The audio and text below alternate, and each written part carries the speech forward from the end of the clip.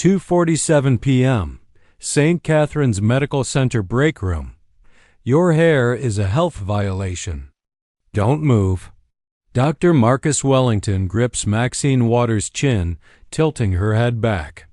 His $15,000 Rolex glints as he switches on the electric razor. Don't touch me. Maxine tries to pull away, but Wellington holds tighter. Listen here, welfare queen. I'm the chief of cardiology. You're just another diversity hire who doesn't belong here. His voice is sharp with disdain as dark curls begin falling around her chair. This is assault. Someone please stop him. Maxine's voice shakes. But the 12 staff members only watch some. Recording on their phones. Wellington flicks hair onto her white scrubs and grinds it. Under his Italian leather shoes. There, now. You look professional instead of like some ghetto trash. Maxine's hands shake as she clutches her navy cardigan.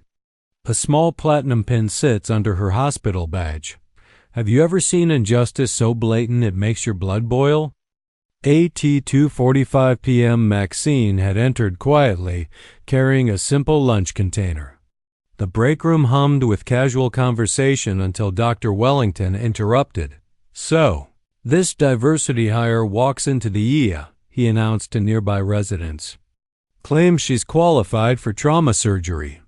I told her the only thing she's qualified for is food stamps. Laughter spread through the small group. Maxine sat at an empty table, opening patient charts on her tablet. She'd heard worse. At 28. She'd graduated magna cum laude from nursing school, worked nights, and cared for her ill mother while paying student loans. Wellington noticed her and narrowed his pale blue eyes. At 2:47 p.m. Well. Speaking of affirmative action disasters, he said, approaching her. His $3,000 suit drew everyone's attention. That hair is a walking health code violation. Maxine looked up calmly. Double quotes, Dr. Wellington. My hair follows every hospital guideline. It's properly secured. Secured? He scoffed. That nappy mess could trap bacteria. You're endangering patients with your ghetto grooming. The room fell silent. 12 employees watched. Maxine's fingers tightened around her tablet. My hair is clean and professional. I've never had a hygiene complaint in 3 years. 3 years too long. Wellington grabbed an electric razor from a maintenance cart. Your hair is a violation. Hold still. He seized Maxine's chin again. The razor buzzed to life as she struggled. Don't touch me. His grip only tightened. I'm chief of cardiology, Wellington declared. You're just a diversity hire who doesn't belong in my hospital. Dark curls fell to the floor. This is assault. Someone stop him. No one moved. Phones lifted. Whispers spread. Dr. Sarah Kim began an Instagram live. Oh my God, guys. You won't believe what's happening at my hospital. Viewers. 23 gives 67 gives 156. Wellington continued shaving patches of Maxine's hair while she fought back. Tears. There. Now you look professional. Not like some ghetto trash. He flicked the cut hair onto her scrubs again. Comments poured into Dr. Kim's live stream. This is assault. Someone call security. Is this really happening in 2025? Viewers. 312 gives 458. Maxine single quotes. Humiliation was spreading online in real time. Please, she whispered. This isn't right. What's not right? Wellington sneered. Pretending you belong here. Your kind should stick to cleaning bedpans, not pretending to be part of real medical work. A nursing supervisor, Janet Martinez, walked in. Instead of stopping him, she faced Maxine. What is this? Maxine, you're disrupting the workplace. Maxine stared in disbelief. I'm causing a scene? He assaulted me. Dr. Wellington is addressing a hygiene concern, Janet replied, carefully avoiding the cameras. Maxine's phone buzzed. Board meeting begins in 8 minutes. Dad says don't be late for the 3 p.m. announcement. She silenced it quickly, but Wellington saw. Somewhere important? Welfare office closes early? He mocked. Another text appeared. Press conference is ready. Are you prepared? Her heart pounded. 2:52 p.m. to 8 minutes left. Her cardigan pocket shifted, and items fell out. A first-class boarding pass destination. Geneva Medical Conference. Wellington snatched it. Where'd you steal this? A VIP parking permit with executive access. Her wallet opened, revealing a platinum Amex and a Harvard alumni card, but she grabbed them back fast. Probably fake, Wellington muttered. You people always pretend to be something you're not. The live stream climbed to 694 viewers. Comments grew angrier. Fire this doctor. Post the hospital name. Hashtag justice for Maxine is trending. Wellington stepped back to admire his work. Maxine sat with uneven patches of hair, tears finally slipping free. Much better. Maybe now you'll remember your place in this hospital. Her tablet wallpaper was briefly visible. A family photo with people in expensive suits at a hospital. Groundbreaking, but disappeared. Before anyone noticed the details. Her phone buzzed again. 5 minutes until the announcement. The board is assembled. Maxine stood slowly, brushing hair from her scrubs with as much composure as possible. Dr. Wellington, she said quietly, are you familiar with Section 1557 of the Affordable Care Act regarding discrimination in healthcare? He laughed. Save your Google searches. Security approached reluctantly. Ma'am, I think you should come with me, the guard said. Maxine looked around. The live stream now showed 891 viewers. Harasser looked proud. She checked her watch, and expensive. Cartier hidden under her sleeve. Actually, Maxine said, I need to be somewhere in exactly 3 minutes. Her platinum pin glinted, a symbol few recognized, representing Harvard Medical School's highest academic honor. Time was almost up. At 2:54 p.m. Maxine stood in the doorway. Her natural hair scattered across the breakroom floor like evidence. Security guard Tom Williams, a heavyset 50-year-old black man, approached. Ma'am, please don't make this harder, he said softly. Tom, you've known me 3 years. Have I ever caused trouble? No, ma'am. But orders are orders. Wellington straightened his tie. Finally. Someone removing this disruption from my hospital. Viewer count. 1,247 gives 1,521 gives 1,798. Get her name. This is 2025, not 1925. Where are the other doctors? Dr. Kim adjusted the camera. I'm documenting the most racist thing I've ever seen. Wellington noticed. Turn that off. This is private property.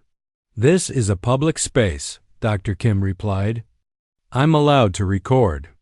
At 2:55 p.m. Hospital PR manager Rebecca Lane rushed in, pale and on her phone. Maxine stepped into the room, and her professional calm finally slipped. Dr. Wellington, what exactly is happening here? Hygiene enforcement. Wellington replied confidently. This employee refused to comply with safety standards. Maxine noticed the live stream, 2,156 viewers, and Rebecca's phone vibrating nonstop. Social media notifications were flooding in. Sir, with respect, this appears to be... What? Wellington cut her off sharply. Are you questioning my medical judgment? I'm the chief of cardiology. She's a night shift nurse who clearly doesn't understand professional expectations. Maxine's phone buzzed again. 2 minutes.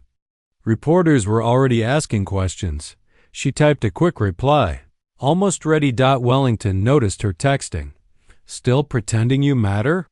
Who are you messaging? Your parole officer? Dr. Kim kept her phone raised during the live stream. This is unbelievable. The chief of cardiology shaved a black nurse's hair, and now they're treating her like she committed a crime. Comments exploded. Hashtag St. Catherine's Hospital racism, she should sue for millions, call the news. 2:56 p.m. More employees filled the doorway as the situation spread. Nurses from other departments arrived. Residents peeked in, some horrified, others nervous to confront Wellington. Dr. James Park, a Korean-American surgeon, stepped forward. Marcus, maybe we should what, James? Wellington snapped. Protect another diversity hire who can't meet basic expectations? This is exactly what's wrong with modern healthcare. Too much sensitivity, not enough competence. A young assistant, Maria Gonzalez, spoke up. Dr. Wellington, Maxine is one of our best nurses. Patients ask for her. Wellington spun around. And who asked for your input? You probably barely speak English. Gasps filled the room. Dr. Park stepped forward again. That's enough, Marcus. This has gone too far. Oh, has it? Wellington raised his voice. I'm done pretending these people belong in professional environments. They lower standards, act like victims, and drain resources. Maxine stood near the door, still composed. Dr. Wellington, this is assault. You violated my civil rights and it's all on camera. Wellington laughed. Assault? I corrected a hygiene issue. Sue me with what? Girls like you talk big but have nothing. Tom shifted uncomfortably. Doc, maybe we should just… No. Wellington cut him off. Do your job or find another one. Anyone else who challenges me can leave. Everyone knew. Wellington had board connections strong enough to end careers. 2:57p.m. The live stream hit 2,847 viewers. St. Catherine's racism was trending. Local news picked it up. Screenshots were everywhere. Maxine's phone rang. Dad. She declined, but several staff members noticed her expensive phone and multiple missed calls. Wellington's eyes flicked toward the Cartier watch on her wrist. Well popular today, he mocked. Let me guess, baby daddy checking on his welfare check? Even Tom flinched. Dr. Kim's chat comments turned harsh. This man is evil. Fire him now. Expose him. Maxine checked the time. 1 minute. Dr. Wellington, do you know what occurs when discrimination lawsuits hit teaching hospitals? What are you rambling about? He snapped. Federal funding gets reviewed. Residents get reassigned. Accreditation gets questioned. Are you familiar with Title VII of the Civil Rights Act? I'm familiar with uppity nurses who don't know their place, he muttered. Sounding less certain, 2:58 p.m. CEO Richard Stone appeared, expensive suit, serious expression. Rebecca hurried to him, whispering about the viral stream and trending tags. Stone scanned the room. Maxine's shaved head, hair on the floor. Staff filming everything. Wellington straightened. Richard, perfect timing. I'm dealing with a personnel issue. Some people can't accept constructive feedback. Stone said nothing. Observing quietly. No need to discuss further, Wellington insisted. Just enforcing hygiene policy. Maxine's phone buzzed again. 1 minute.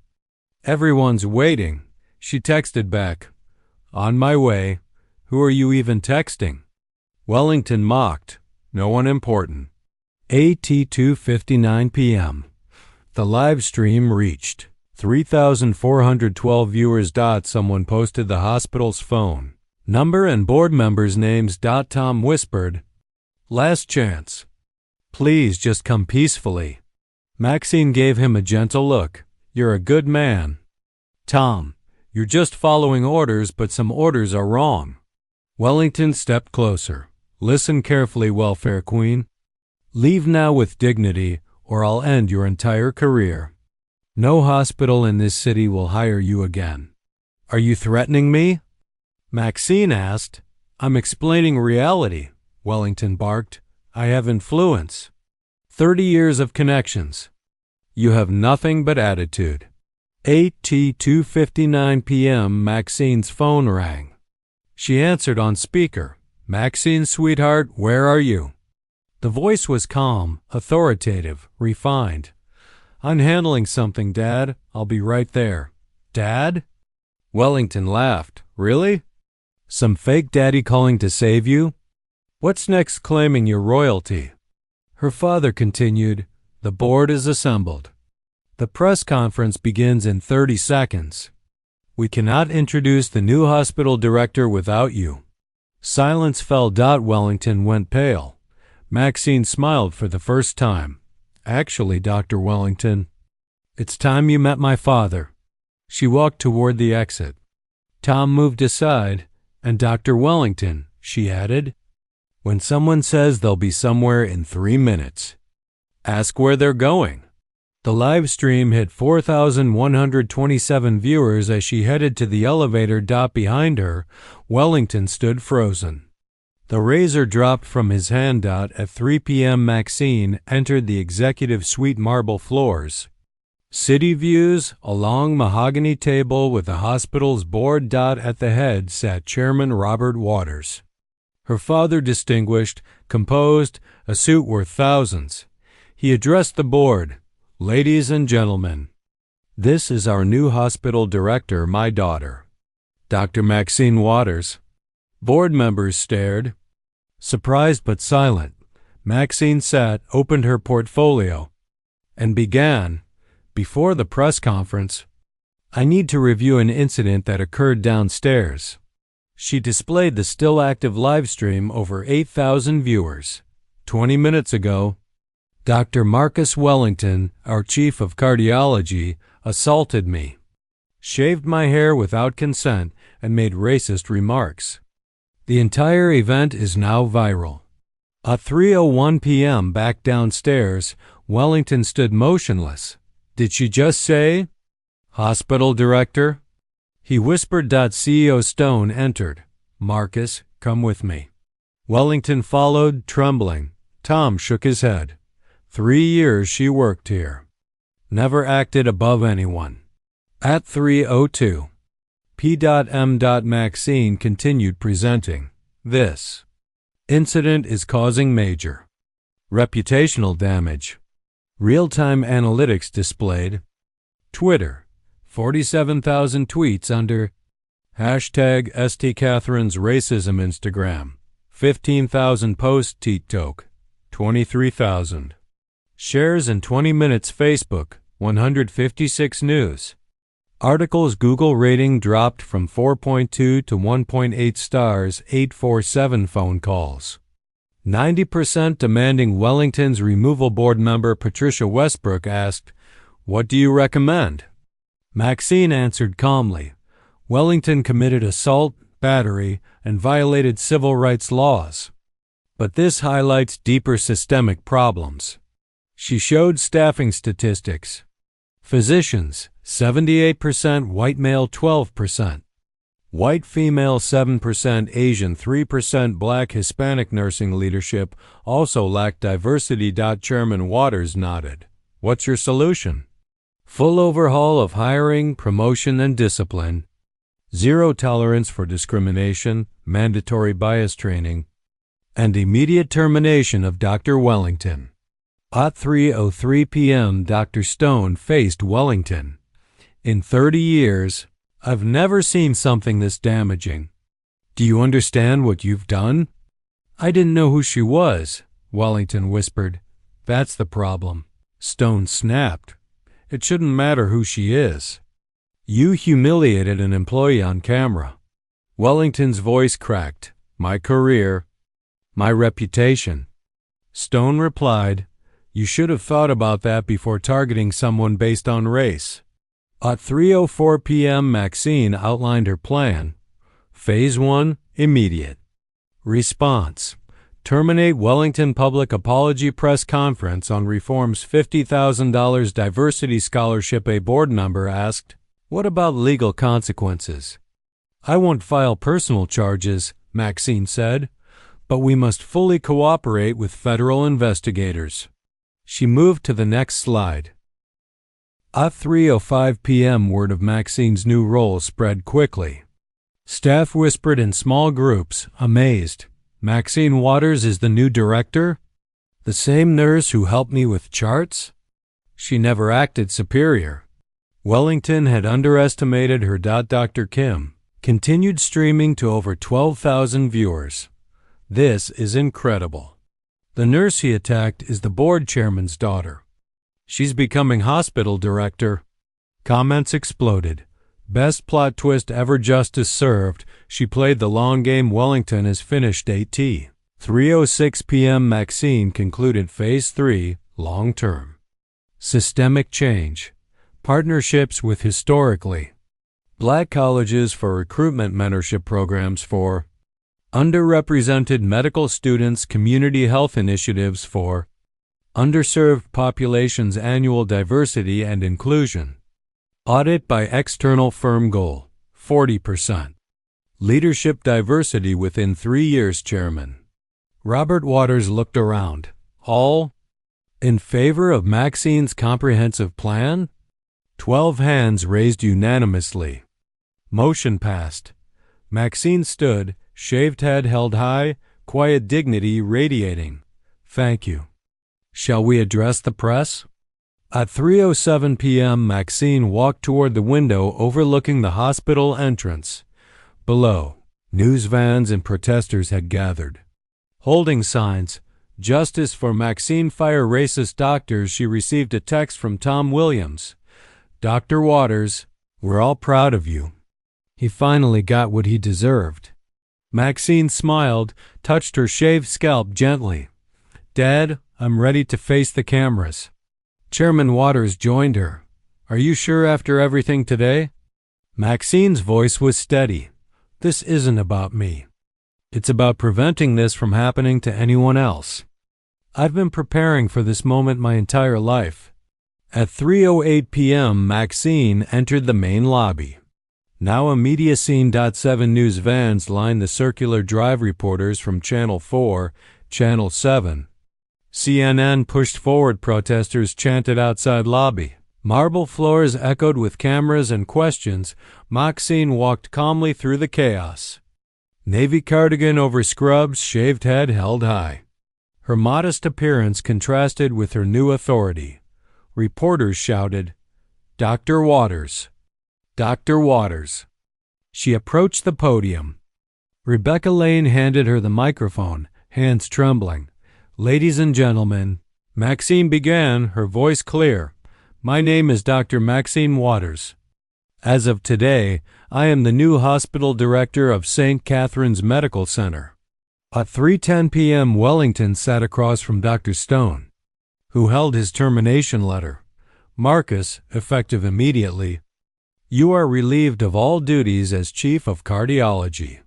Hospital privileges revoked. Security will escort you out."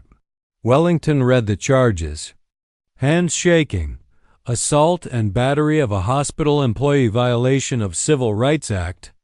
Title VII, creating a hostile work environment, conduct unbecoming a medical professional, damage to hospital reputation. "Richard, please. I have a mortgage, kids in college." Stone remained firm. "You should have considered that before humiliating a colleague based on race. Your actions cost the hospital millions in reputation and potential legal liability." Wellington tried one last appeal. "I was having a bad day." "I didn't mean," Stone interrupted. "Security footage shows otherwise. You grabbed the razor deliberately. Made calculated racist remarks. This wasn't a moment of poor judgment. It was abuse of power." At 3:11 p.m., Maxine addressed the silent crowd. Cameras clicking. 2 hours ago, Dr. Marcus Wellington assaulted me, shaved my hair without consent while making racist statements.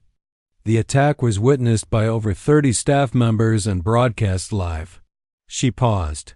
"Some may ask why I didn't reveal my identity or family connection sooner. I wanted to experience firsthand what employees face every day." Maxine displayed statistics on a large screen. Black nurses experience workplace racism 340%, more than white colleagues only. 2.6% of hospital CEOs nationwide are black. Women discrimination lawsuits increased 67% in the past 3 years. Patient outcomes improved 23% when care teams reflect. Community diversity reporter Sarah Martinez asked Dr. Waters, "What specific actions will you take against Dr. Wellington?" Maxine replied precisely, "Dr. Wellington has been terminated. This is not about one individual, it's about systemic change." She clicked to financial data. St. Catherine's receives $47 million annually in federal funding under Section 1557 of the ACA.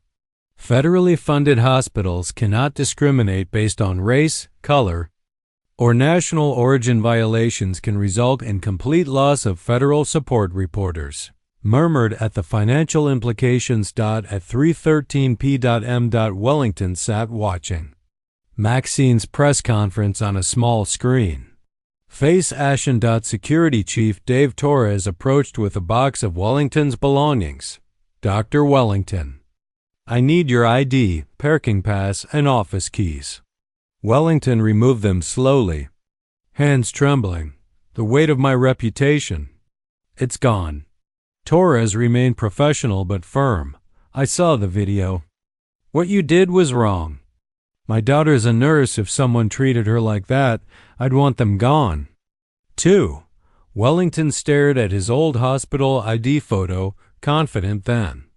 Untouchable. At 3:15 p.m. Maxine continued, addressing the real cost of workplace discrimination.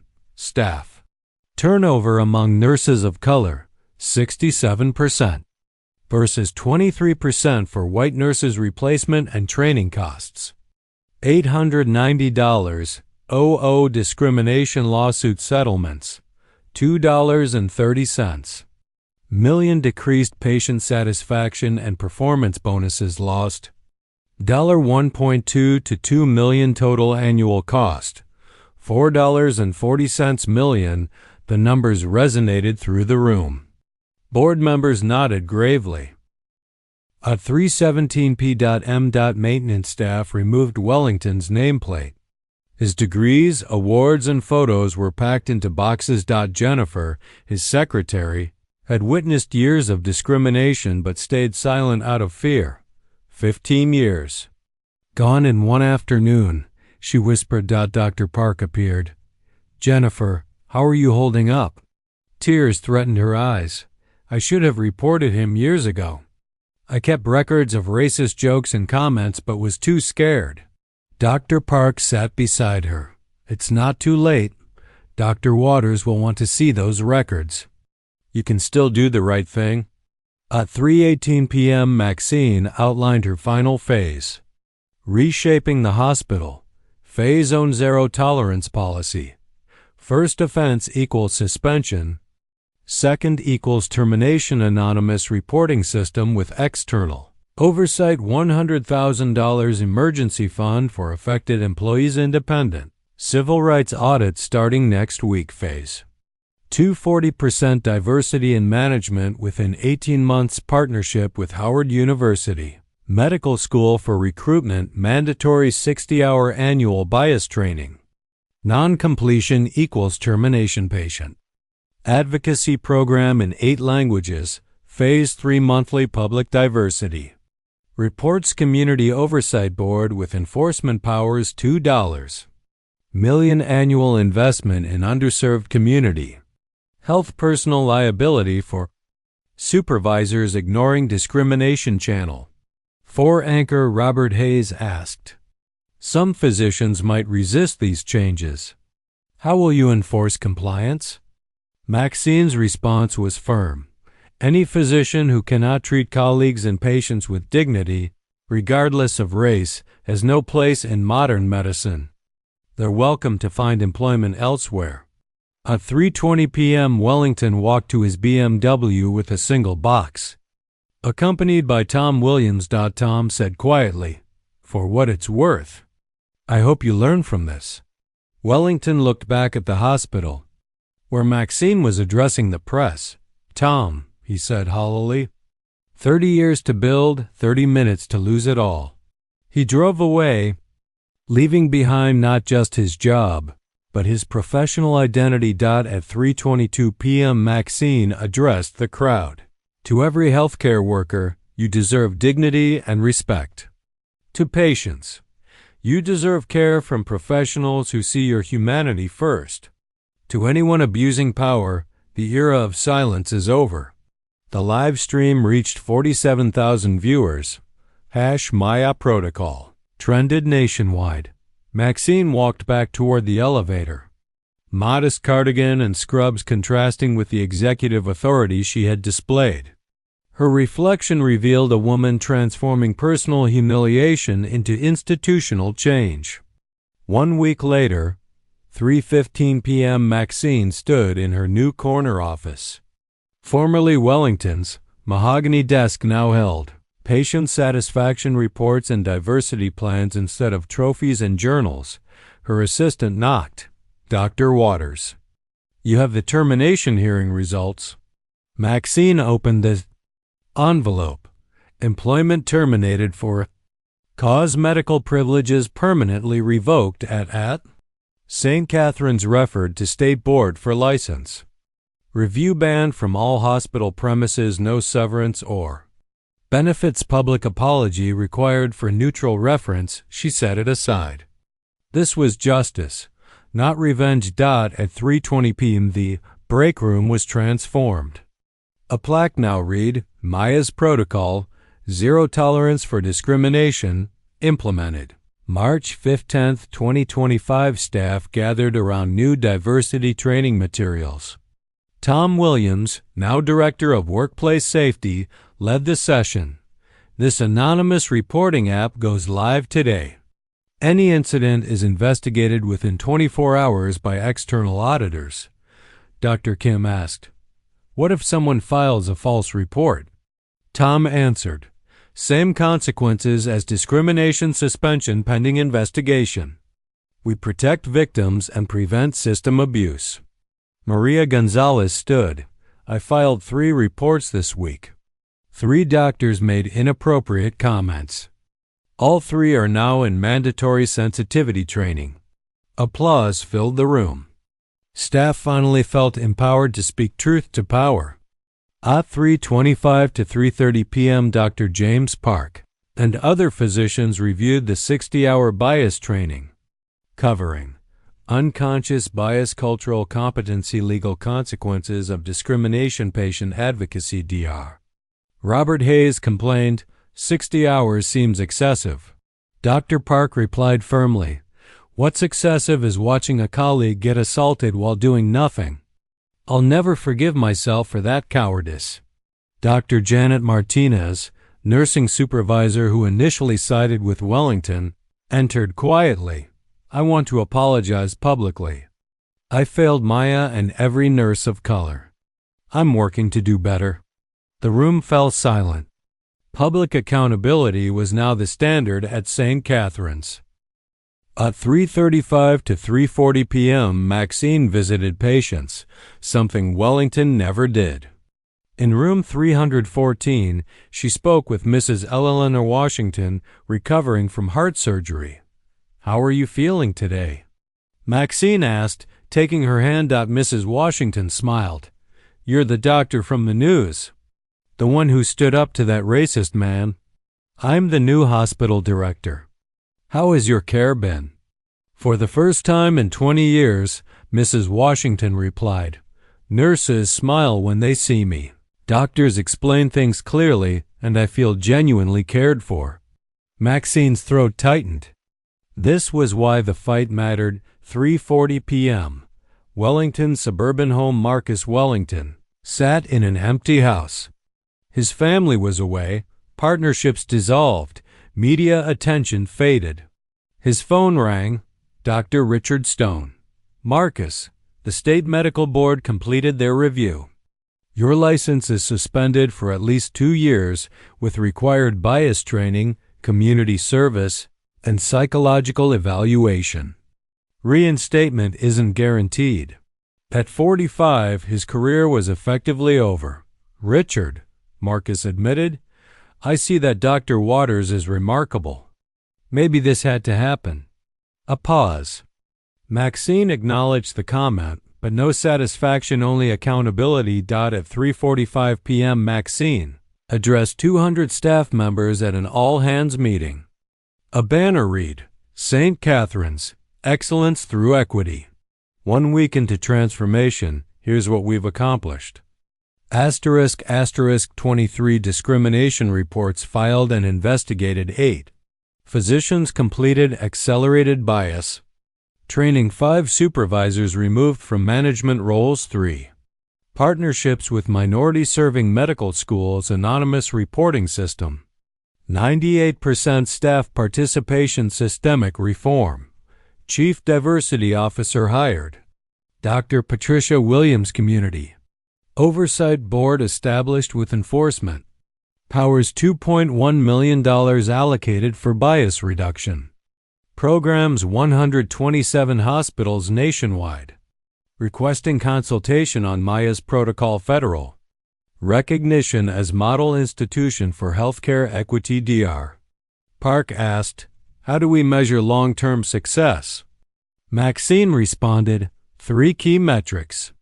Patient outcomes by race must be equal within 2 years. Staff retention among underrepresented groups must match or exceed majority retention. Community trust surveys must show continuous improvement, but the real measure is simple. Can every staff member work without fear of discrimination? Can every patient receive care based on medical need, not skin color? The auditorium erupted in applause. At 3:50 p.m., a handwritten letter lay on her desk. "I watched your assault and did nothing. But seeing your transformation inspired me to do better. Real power lifts others, not tears them down." Dr. Sarah Kim Maxine touched her hair, now growing in short natural curls. She opened her laptop to finalize. Partnerships with historically black colleges, diverse. Medical director interviews patient outcome data analysis. The quiet revolution continued policy by policy. Transforming the hospital systematically. 1 year later, March 15, 2026, Maxine stood at her office window, watching morning shift change. Her natural hair had grown into a crown of curls, contrasting with the shaved patches from a year ago. On her desk, original photo of her assault letter from Harvard Medical School announcing the Maya Johnson Fellowship for Healthcare Equity. $5 million endowment. She had transformed trauma into triumph. The photograph reminded her, dignity emerges from degradation. Maxine reflected in a recent interview, real power isn't humiliating others. It's transforming systems so no one else faces that humiliation. National impact: 847 hospitals in 23 states implemented Maya Protocol workplace. Discrimination down 67% nationally. Healthcare worker diversity up 23,447 million in federal grants. Awarded 12,000 professionals completed bias training. Maxine measured success not just in numbers, but in stories. Maria Gonzalez promoted to nursing supervisor. Dr. James Park leads hospital bias prevention committee. Tom Williams promoted to director of workplace safety. Her leadership sparked congressional testimony. $150 million federal funding for Equity International Publications. WHO invitations. Harvard Business Review case study on her leadership. Maxine's approach: data over anger, policy over protest, education over retaliation. Treat the system, not just the symptoms. Build systems ensuring protection for thousands. Reform over revenge. Revenge satisfies anger for a day. Reform protects for decades, she told Time magazine today. Maxine serves on boards of 3 major medical schools, consults with 127 hospitals, and testifies before Congress. Wellington faded into obscurity. Career destroyed. Medical license revoked. At Harvard, Maxine concluded her keynote. Witness workplace discrimination? Speak up, act, stand. Your courage can change everything. Policies either protect dignity or enable discrimination. Choose wisely. The audience erupted in applause. Her message: quiet strength transforms entire systems.